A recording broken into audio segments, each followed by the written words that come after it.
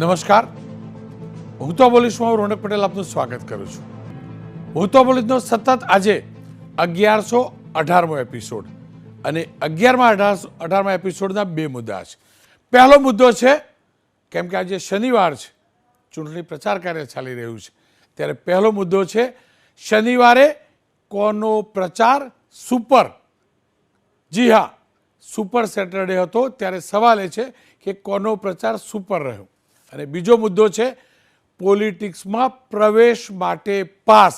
જી હા, પાટીદાર અનામત આંદોલન સમિતિના સભ્યો દુનિયાભરની વાર્તા સમાજની કરી અને તમામે રાજનીતિ કરી છે.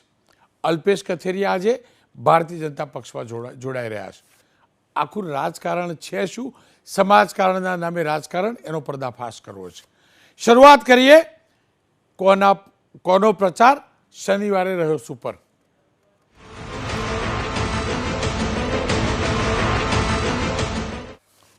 લોકસભાની ચૂંટણી અને એનું ત્રીજા તબક્કાનું મતદાન, જેની અંદર ગુજરાતની 25 બેઠકનું મતદાન થવાનું છે, વિધાનસભાની પેટા ચૂંટણીની 5 બેઠકનું મતદાન થવાનું છે. એ દિવસ આપણા માટે મહોત્સવ છે. 7મી તારીખે 7 મેના રોજ મતદાન થશે અને સ્વાભાવિક રીતે જ હવે બીજા તબક્કાનું મતદાન પૂરું થયા બાદ ત્રીજા તબક્કામાં પ્રચાર જબરજસ્ત શરૂ થઈ ચૂક્યો છે અને ગુજરાતની તમામ બેઠકો છે એક જ તબક્કામાં મતદાન થાય છે. ત્યારે ભાજપ, કોંગ્રેસ અને આપ ત્રણેય પક્ષ એડી ચોટીનું જોર લગાવી રહ્યા છે. ત્રણેય પક્ષના વરિષ્ઠ નેતાઓ ગુજરાત આવી રહ્યા છે, ગુજરાત આવી ચૂક્યા છે.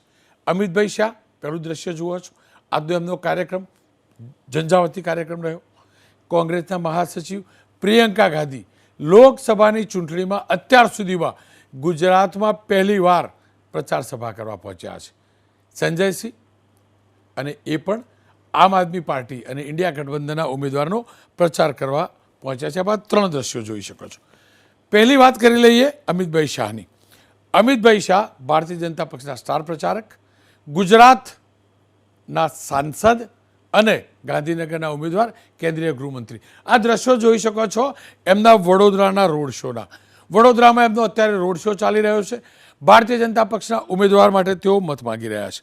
પરંતુ આ પહેલાં આજની જ વાત કરીએ તો આ પહેલાં 3 કાર્યક્રમ તેઓ કરી ચૂક્યા છે. એક કાર્યક્રમ જેની શરૂઆત સવારથી થઈ પોરબંદર લોકસભા ક્ષેત્ર પર, મારી ટીમને કહીશ કે દ્રશ્યો બતાવીશું. આ દ્રશ્યો જોઈ શકો છો. વિજય સંકલ્પ સભા પોરબંદર લોકસભા ક્ષેત્ર અને એની અંદર રાજકોટ જિલ્લાની સરહદ પર આવેલું જામકંડોરણા, ત્યાં અમિતભાઈ શાહે પ્રચાર કર્યો. અને કેમ કે આ વિસ્તાર વિઠ્ઠલભાઈ રાદડિયાનો ગઢ છે, ત્યારે તેમને વિઠ્ઠલભાઈ રાદડિયાને યાદ કર્યા, તેમના કાર્યોને યાદ કર્યા. પરંતુ મોદી સરકારના 10 વર્ષના કાર્યકાળની સિદ્ધિઓને પણ તેમને ગણાવી. ત્યારબાદ અમિતભાઈ શાહે અહીંયા રાહુલ ગાંધી ઉપર પણ આરોપ લગાવ્યા, કોંગ્રેસ ઉપર પણ આરોપ લગાવ્યા. ત્યારબાદ આદિવાસીઓના ગઢ સભા ભરૂચની અંદર જનસભા ગજવી. આપ એના દ્રશ્યો જોઈ શકો છો. ભરૂચમાં મનસુખભાઈ વસાવાના સમર્થનમાં તેમને મત માગ્યા અને એ પણ કહ્યું કે કોંગ્રેસ ગમે એટલા ગપગોળા ફેલાવે, આદિવાસીઓનું હિત ભારતીય જનતા પક્ષના હૈયે છે. આપ એ દ્રશ્યો જોઈ શકો છો. એના પછી ગોધરા એટલે કે પંચમહાલ બેઠક ઉપર તેમને પ્રચાર કર્યો અને ત્યાં અમિતભાઈ શાહે કહ્યું કે યુસીસી એટલે કે કોમન સિવિલ કોડ મુદ્દે અનેક લોકો ભ્રમ ફેલાવે છે, પણ તેમને ખાતરી આપી કે કોઈ પણ એવો મુદ્દો નહીં હોય જેના કારણે આદિવાસીઓને કોઈ પણ પ્રકારની તકલીફ પડે. આ 3 કાર્યક્રમ અને ચોથો કાર્યક્રમ જે હાલ ચાલી રહ્યો છે વડોદરામાં રોડ શોનો. પરંતુ હવે વાત કોંગ્રેસની કરી લઈએ. પ્રિયંકા ગાંધીના દ્રશ્યો જોજો. વલસાડ જિલ્લાના ધરમપુરની અંદર પ્રિયંકા ગાંધી પહોંચ્યા. એમને અહીંયા જનસભા સંબોધી. વલસાડ જિલ્લો અને ધરમપુર હર હંમેશ જોવા મળ્યું છે કે વલસાડ જિલ્લો હોય, તાપી જિલ્લો હોય કે પછી મહારાષ્ટ્રનું નંદુરબાર, મહદઅંશે કોંગ્રેસ આ વિસ્તારથી પ્રચાર અભિયાન શરૂ કરતું હોય છે. એ ઇન્દિરા ગાંધીના સમયથી સિલસિલો યથાવત આજે પણ જોવા મળ્યો. પ્રિયંકા ગાંધીએ ગુજરાતમાં પ્રચારની શરૂઆત અહીંથી કરી છે. રાહુલ ગાંધી આવતીકાલે દમણ પહોંચી રહ્યા છે. દમણમાં કાર્યક્રમ છે અને પરમ દિવસે પાટણમાં સભા કરવાના છે. પ્રિયંકા ગાંધીએ અહીંયા સભા ગજવી, જબરજસ્ત સભા ગજવી છે. 30-35 મિનિટનું એમનું પ્રવચન હતું અને સ્વાભાવિક રીતે જ પ્રિયંકા ગાંધીના પ્રવચનમાં અને પ્રવચનથી કોંગ્રેસના કાર્યકર્તાઓમાં ઉર્જા પણ જોવા મળી છે. સંજયસિંહની વાત કરી લે, આમ આદમી પાર્ટીના નેતા જેઓ 2 દિવસના ગુજરાત પ્રવાસે છે અને આજે ભરૂચમાં ગયા હતા. ભરૂચની અંદર ઇન્ડિયા ગઠબંધનના ઉમેદવાર છે આમ આદમી પાર્ટીના ચૈતર વસાવા. ચૈતર વસાવા માટે તેમને મત માગ્યા. અંકલેશ્વરના બજારોમાં પગપાળા લોકસંપર્ક કર્યો. આપ એના દ્રશ્યો જોઈ શકો છો. ખેર તમામની વચ્ચે અમિતભાઈ શાહે શું કહ્યું પ્રચાર દરમિયાન એ પહેલા સાંભળી લઈએ. આ 10 વર્ષમાં આપણા નરેન્દ્રભાઈએ સમગ્ર દેશ અને દુનિયામાં ન કેવળ ભારતનું નામ, આપણા ગુજરાતનું નામ ઉજળું કરવાનું કામ નરેન્દ્ર મોદીએ કર્યું છે. અમુક કામો એવા કર્યા છે જે 1000 વર્ષ કરતા પણ વધારે સમય દેશની જનતા જેને યાદ રાખવાની છે. મને બતાવો ભાઈ, જામકંડોરણા વાળો, આ કાશ્મીર આપણું છે કે નહીં? અરે આ કોંગ્રેસના અધ્યક્ષ શ્રીમાન ખડગેજી કે રાજસ્થાન ગુજરાત વાળાને કાશ્મીર જોડે શું લેવા દેવા? અરે ખડગે સાહેબ, ઉંમર 80 પાર થઈ, તમે આ દેશને હજી ઓળખી નથી શક્યા. મારા જામકંડોરણાનો એક છોકરો કાશ્મીર માટે પોતાનો જીવ આપવા માટે તૈયાર છે. ભાઈઓ, જીવ આપવા. મને બતાવો પોરબંદર વાળો, ધારા 370 370મી કલમ હટવી જોઈતી હતી કે નથી હટવી જોઈતી? જોરથી બોલો, હટવી જોઈતી હતી કે નથી હટવી જોઈતી? 70 વર્ષથી આ કોંગ્રેસ પાર્ટી 370ની કલમને દત્તક બાળકની જેમ પોતાના ખોરામાં રમાડે રાખતી. વાત હવે પ્રિયંકા ગાંધીની કરી લઈએ તો પ્રિયંકા ગાંધીએ બેરોજગારીનો મુદ્દો બનાવ્યો, પ્રિયંકા ગાંધીએ મોંઘવારીનો મુદ્દો બનાવ્યો. પ્રિયંકા ગાંધીનું પ્રવચનના કેટલાક અંશો જોઈ લઈએ. चुनाव आता है तब इनको आपके प्रति हमदर्दी आती है, बाकी समय ये आपके बारे में सोचते नहीं हैं. जब ये आते थे पिछले चुनाव के प्रचार के लिए, तो आपको ये दिखाया जाता था जैसे सुपरमैन आ रहे हैं, सारी ताकत इनके पास है कि नहीं? पिक्चर देखी आपने, शक्तिमान वाला देखा? उसी तरह से आते हैं, सारी सत्ता इनके पास. अकेले अकेले ऐसे मंच पर सुपरमैन बन के मिले क्या आपको? महंगाई मैन मिल गए, हर चीज को महंगा कर दिया. अब जब आप उनको देखेंगे मंच पे तो याद रखिए महंगाई मैन को देख रहे हैं आप, सुपरमैन नहीं है ये. और अगर इतनी ही ताकत होती इनमें, जितनी ये लोग सारे कहते हैं भाजपा के जो नेता हैं कि मोदी जी में इतनी ताकत है, सारे दुनिया के जो प्रधानमंत्री हैं, जो दुनिया के जो राष्ट्रपति हैं, इनकी तरफ देखते हैं, ये तो चाहे तो चुटकी भर में जंग बंद करा सकते हैं जो दुनिया में जंग चल रहे हैं. कहते हैं ना ऐसा? हाँ, तो चुटकी भर में बेरोजगारी कम क्यों नहीं की? चुटकी भर में आपकी महंगाई कम क्यों नहीं की? કેમ કે અત્યાર સુધી 2 તબક્કાનું મતદાન થઈ ચૂક્યું છે અને એના પ્રચાર દરમિયાન જે મુદ્દાઓ ઉભરી આવ્યા હતા એનો પ્રિયંકા ગાંધીએ જવાબ આપ્યો. એક મુદ્દો આપ તમામને યાદ હશે, કોંગ્રેસના મેનિફેસ્ટોની અંદર જે પણ સોનું હોય છે, ગોલ્ડ છે, એના સર્વેની વાત કરાઈ હતી. તે મુદ્દે પીએમ મોદીએ કહ્યું હતું કે કોંગ્રેસના મેનિફેસ્ટોમાં કોંગ્રેસની નજર તમારા ગોલ્ડ ઉપર છે, મંગળસૂત્રો ઉપર છે. પ્રધાનમંત્રીએ શું કહ્યું તે સાંભળી લઈએ અને પ્રિયંકા ગાંધીએ આજે વલસાડમાં એ જ મુદ્દે શું કહ્યું એ પણ સાંભળી લઈએ. ये कांग्रेस का मैनिफेस्टो कह रहा है कि वो माताओं बहनों का सोने का हिसाब करेंगे, उसकी जड़ती करेंगे, जानकारी लेंगे और फिर उस संपत्ति को बांट देंगे. मेरी माताओं बहनों की जिंदगी में सोना वो सिर्फ शो करने के लिए नहीं होता है, उसके स्वाभिमान से जुड़ा हुआ है. उसका मंगलसूत्र वो एक सोने का कीमत का मुद्दा नहीं है, उसके जीवन के सपनों से जुड़ा हुआ है। तो मुझसे छीनने की बात कर रहे हो अपने मैनिफेस्टो में? गोल ले लेंगे, सबको वितरित कर देंगे। अब आप बताओ, एक दिन अगर आप ऐसे एक शादी में या कहीं भी आप चाय की दुकान में बैठे और एक ऐसे ज्ञान देने वाले अंकल जी बैठे हों और वो कह रहे हैं सबको कि सावधान हो जाओ, अब जब सरकार आएगी ना कांग्रेस की, तो एक्सरे की मशीन लाकर तुम्हारे घरों में जो बक्से पड़े हैं और जो घरों में तुमने छोटा अपना बचत अपनी की हुई है, या तुम्हारी महिलाओं के जो मंगलसूत्र हैं, उसको एक्सरे से निकाल के ये सरकार चोरी कर लेगी और किसी और को दे देगी। हंस रहे हो ना? मान लो किसी चाय के दुकान में या किसी शादी में किसी ज्ञान देने वाले अंकल ने ऐसी बात कह दी हो, तो आप क्या कहते? आप कहते कि भाई आज तो अंकल ने बहुत बड़ी बात कर ली, खूब गहरी साजिश निकाल दी। हंसते ना? हंसते कि नहीं हंसते? પ્રિયંકા ગાંધીએ લોકોને એમ કહ્યું, મતદાતાઓને, કે જો હવે ભાજપની સરકાર ફરીથી આવશે તો સંવિધાન બદલી કાઢશે અને ગરીબો, દલિતો, આદિવાસીઓનું અહિત થશે. જો કે પ્રિયંકા ગાંધીએ આ કહ્યું, એ જ મુદ્દે અમિતભાઈ શાહે પણ પલટવાર કર્યો. आओ ये જોઈ લઈએ. आज हमने देखा कि कितनी खतरनाक चीज कह रहे हैं कि इनके लोग कह रहे हैं कि संविधान को बदलेंगे. इस संविधान ने ही आपको अधिकार दिया, तो इसको बदलने का क्या मतलब है? इसको बदलने का एक ही मतलब है बहनों और भाइयों, कि ये लोकतंत्र को और भी दुर्बल बनाना चाहते हैं, कि इस देश की जनता को दुर्बल बनाना चाहते हैं. कांग्रेस पार्टी એ જૂઠ બોલવામાં, જૂઠાણા ફેલાવવામાં એક્સપર્ટ પાર્ટી, અને આપ પાર્ટી જૂઠાણાઓ ફેલાવવાના સરદાર જેવી પાર્ટી.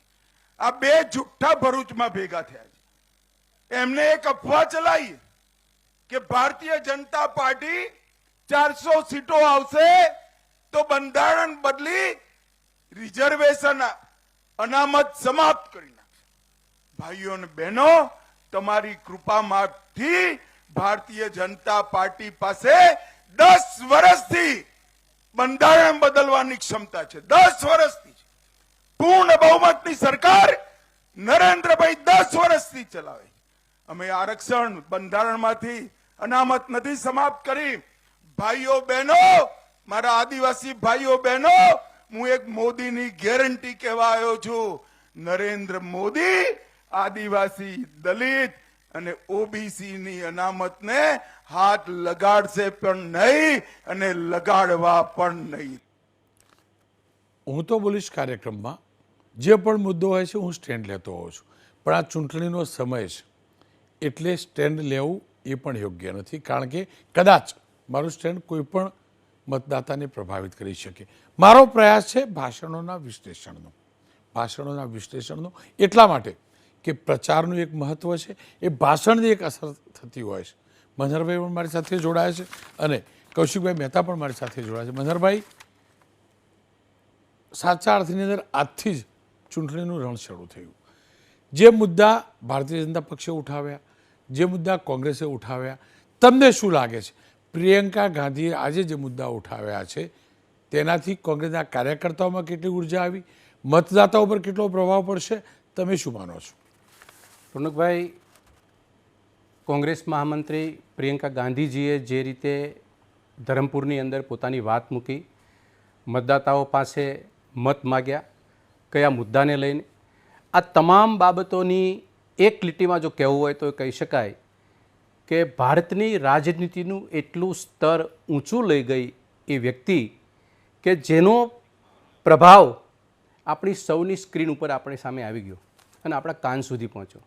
રાજનીતિનું સ્તર દિવસે ને દિવસે જે કથળતું જાય છે, જે નીચું જાય છે, એમાં પ્રિયંકા ગાંધીએ શિરમોર રોલ પોતાના ભાષણમાં કરી અને જનતાની સામે ને ગુજરાતની સામે મૂક્યો.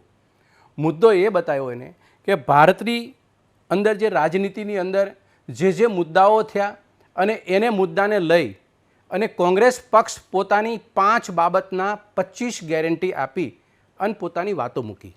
અને આ 25 ગેરંટી અને 5 બાબતો જે છે એ વર્તમાન પરિસ્થિતિની 10 વર્ષની જે કથળેલી પરિસ્થિતિ છે, મોંઘવારી, બેરોજગારી, મહિલા સુરક્ષા, યુવાનોની રોજગારી કે યુવાનોનું ભવિષ્ય અને કઈ ને કઈ રીતે શ્રમિક લોકો અને આદિવાસી SC ST OBCના જે આરક્ષણના જે હક્કો છે, એના અધિકારો છે અને સરકારમાં નોકરીની બાબતો છે. આ મેં તમને સરવાળે વાત કરી, પરંતુ એને 2-3 બાબતો મને સ્પર્શી કે ભારતની રાજનીતિમાં અત્યાર સુધીમાં આવેલા પ્રધાનમંત્રી પૈકી એકમાત્ર ભારતીય જનતા પાર્ટીના નરેન્દ્ર મોદીએ રાજનીતિનું સ્તર પોતાની ભાષામાં જે રીતે નીચે લઈ ગયા છે અને એને જૂઠ્ઠામાં જે શબ્દો પ્રયોગ કરી અને જે જૂઠી વાતો જનતાની સામે મૂકી છે, એમાં પ્રિયંકા ગાંધીએ એવું કીધું કે અત્યાર સુધીની અંદર સૌથી જૂઠું બોલી મંચ ઉપરથી બોલનાર પ્રધાનમંત્રી હોય તો એ નરેન્દ્રભાઈ મોદી છે. આ વાતની વાસ્તવિકતા છે, ટીવીની સ્ક્રીન પર જાણે છે. મુદ્દો આપણે એ છે કે આજે ગુજરાતની અંદર ધરમપુરમાં જે વાતો થઈ, એ વાતો લઈને તમને પણ એવું થયું કે ના, પહેલી વખત આ કંઈક સ્પીચ એવી અપાય છે કે લોકોના હૃદય સુધી વાત કરતી હતી. વાત વન વે હતી, પણ કન્વર્સેશન આપણને એવું લાગતું હતું ભાષણ થતું ત્યારે કે 2 વે ચર્ચા ચાલી રહી છે.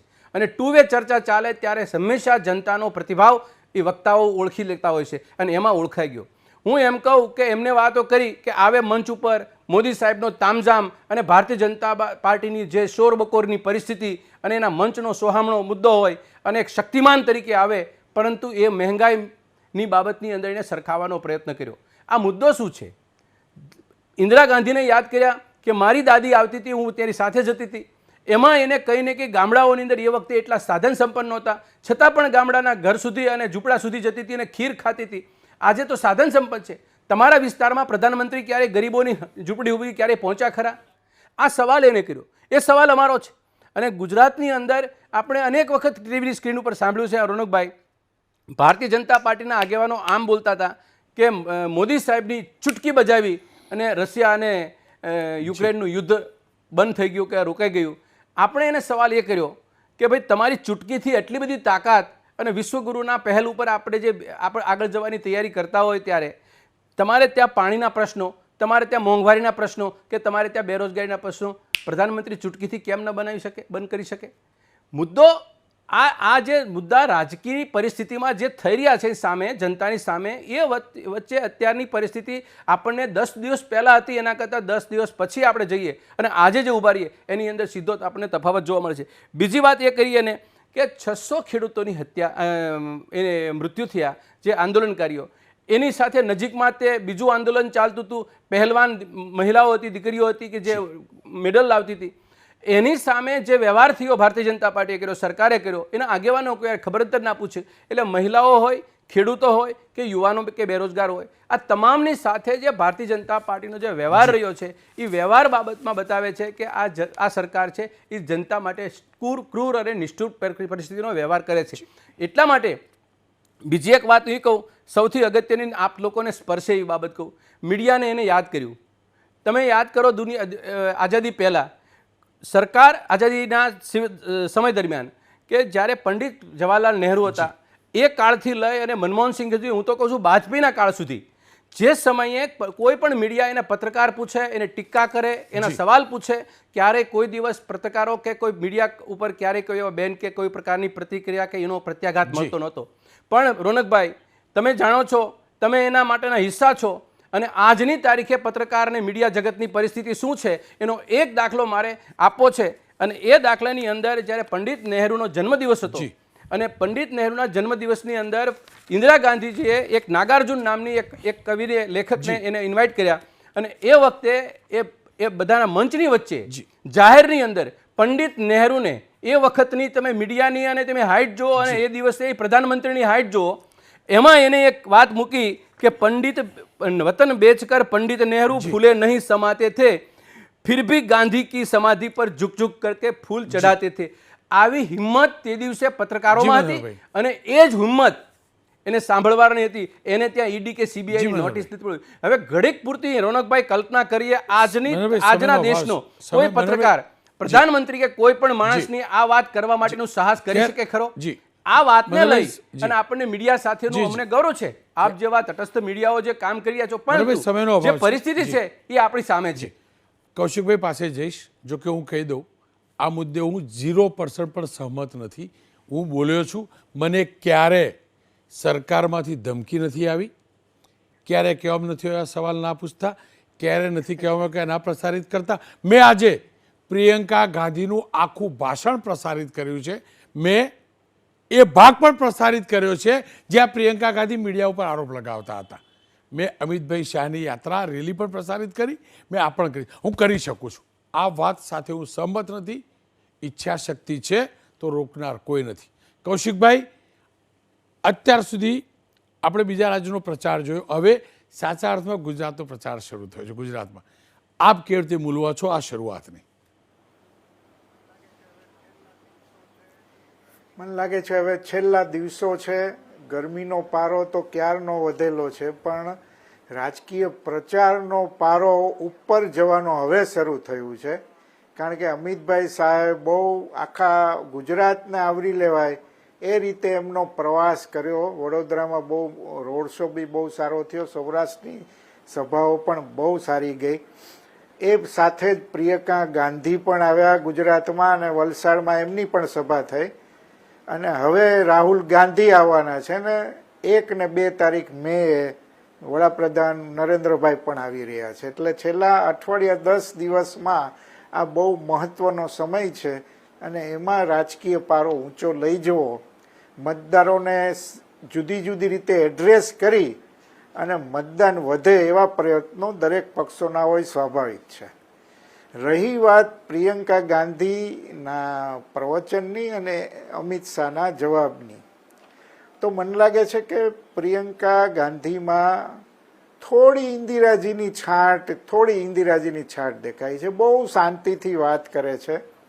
મીડિયાની વાત સાથે તમારી જેમ હું પણ સહમત નથી, કારણ કે દરેક મીડિયાને એક લાકડીએ હાંકો એ બરાબર પણ નથી. પણ એમણે જે મોંઘવારીનો મુદ્દો ઉઠાવ્યો એ બહુ મહત્વનો મુદ્દો છે, અને દરેકને સ્પર્શે એવો છે. એ જ રીતે બેરોજગારીનો મુદ્દો છે. પણ મને સારું એ લાગ્યું કે એમણે કોઈ ઉકળાટથી કે ઉશ્કેરાટથી કોઈ વાતની રજૂઆત ન કરી. વડાપ્રધાને જે મંગળસૂત્ર અને વારસાવેરાની જે વાત કરી હતી એનો સારી રીતે જવાબ આપવાનો પ્રયત્ન એમણે કર્યો. બંધારણની જે વાત છે તો એ ભાજપના એક નેતાએ વાત કરી હતી, પણ એના કારણે આખી સરકાર અથવા તો મોદી સરકાર આવું જ કરશે એવું માનવાને પણ કારણ નથી. પણ એક મુદ્દો ખરો, અને અમિતભાઈ એનો બહુ સીધોસટ જવાબ આપ્યો. અગાઉ વડાપ્રધાને પણ એનો જવાબ આપેલો કે આંબેડકર પોતે અત્યારે આવે તો પણ એ બંધારણ ન બદલી શકે. પણ રોનકભાઈ, મુદ્દો સૌથી મહત્વનો એ છે કે આજના રાજકારણનું જે સ્તર છે પ્રચારનું, એ નીચે ને નીચે જઈ રહ્યું છે. બિલો ધ બેલ્ટ લોકો વાત કરવા લાગ્યા છે, અને એમાં કોઈ પક્ષ બાદ નથી. ચૂંટણી જાહેર થઈ પછી નરેન્દ્રભાઈ ભાજપના આગેવાનોને એક બહુ સરસ વાત કરી હતી કે ભાઈ બોલવામાં વિવેક રાખજો. આ બહુ મહત્વનો મુદ્દો છે. પણ હવે એવું ક્યાંય જોવા નથી મળતું કે વિવેકપૂર્વક વાતને રજૂ કરવામાં આવતી હોય, અને જૂઠાણાઓ પણ એટલા જ ફેલાવવામાં આવે છે.